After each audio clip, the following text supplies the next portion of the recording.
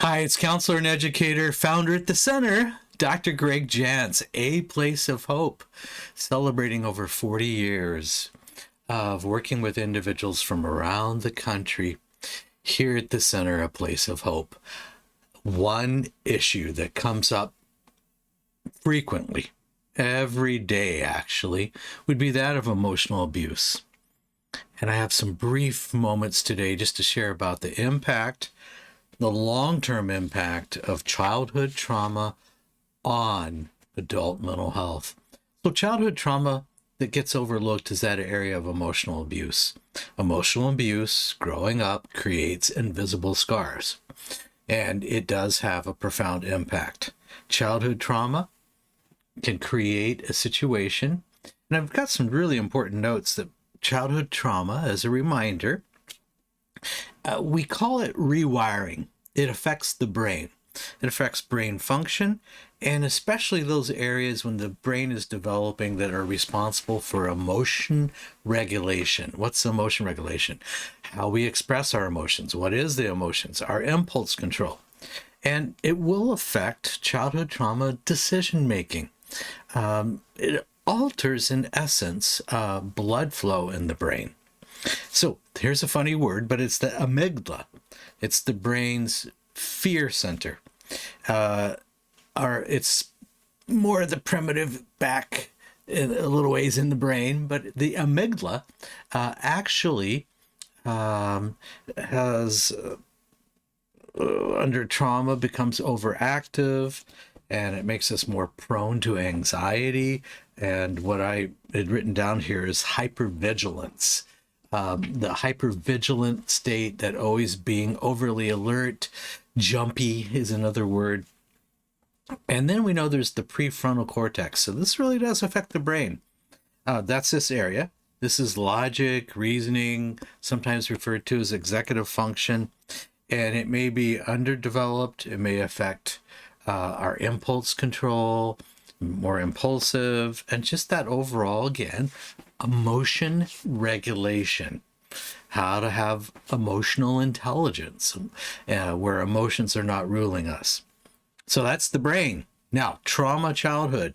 And I wrote extensively on this in my book, Triumph Over Trauma. Triumph Over Trauma is a great resource. We use it here at the center in our groups because trauma affects the whole person. The body holds trauma. The nervous system can remain in a high state of trauma, high state of alert, fight, flight, or freeze. The 3 F's: fight, freeze, or flight. We run. And so the body holding trauma, it's that chronic stress response, chronic pain, chronic digestive disorders, sleep disturbances, all this factors in. So I wanted to share the importance of this because the body's going to hold trauma, the brain's going to be affected by trauma, and then we're going to have, here's the final area to look at, emotional and behavioral patterns. Here's what this really means. Trauma survivors develop patterns such as avoidance. We avoid things, suppress memories, push it down, push it away. Perfectionism is really common. We try to control everything, even how we're feeling. That's a part of this. Self-sabotage, struggling with self-worth, pushing away positive opportunities. This is a part of it. Trust. This is a huge one. How to build relationships and the struggle with relationships. So here's just a few signs, just a beginning to ask the question, am I struggling with unresolved childhood trauma? Here's my list. Emotional triggers. I overreact in situations that may remind me of the past. So I have emotional triggers. Number 2, I struggle with self-esteem. My sense of self is exceedingly poor. I can't see myself, any good in myself. Difficulty regulating my emotions. This is number 3. I may have intense mood swings or just chronic, always there, never goes away anxiety. I may have a pattern, number 4, of toxic relationships, unhealthy relationships over and over and over. I repeat unhealthy dynamics. And sometimes I don't even realize it until, like, oh, it happened again. We know that addictive or numbing behaviors, that's a huge one. Maybe it's food. I overuse food, alcohol, work, digital world, anything to overcome or numb out. Maybe gambling, numbing out and confronting pain. All right, how do we heal? Well, we're going to need, in my opinion, some skilled therapists and counselors to help us put this together, because it's affecting the whole person. So we've got to support everything from the brain to the digestion to our memories and our body. So we've got to acknowledge and validate, okay, past experiences had a huge effect on me. We got to deal with that. Childhood trauma is not our fault. We got to acknowledge that its impact doesn't mean that I'm to blame.